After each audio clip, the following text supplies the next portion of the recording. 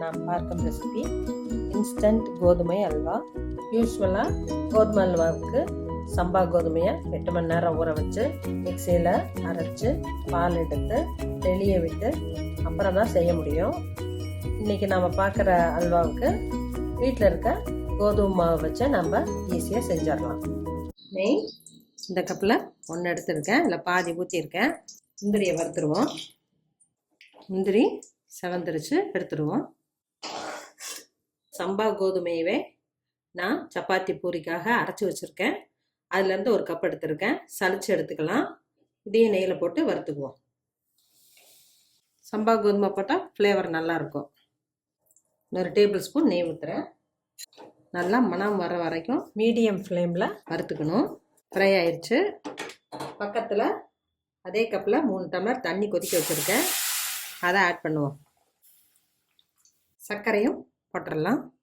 கோதுமை மாவு எடுத்த அதே கப்பில் சர்க்கரை 1.5 கப்பு. கட்டி இல்லாமல் நல்லா கிளறிக்குவோம்.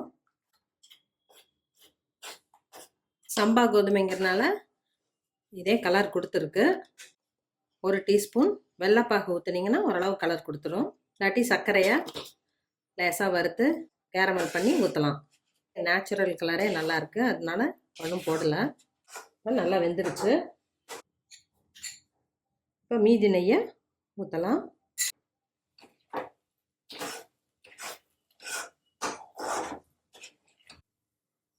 கொட்டாமல் வருது. வறுத்து வச்ச முந்திரி, ஏலக்காய் 2 பொடி பண்ணியிருக்கேன். மீதி இருக்கிற நெய்யை ஊற்றிடுறேன். கொட்டாமல் வருது. ஸ்டவ் ஆஃப் பண்ணிடுறேன். கோதுமை அல்வா ரெடி ஆயிடுச்சு. கலர் போடாமையே நமக்கு நல்ல கலர் கிடச்சிருக்கு.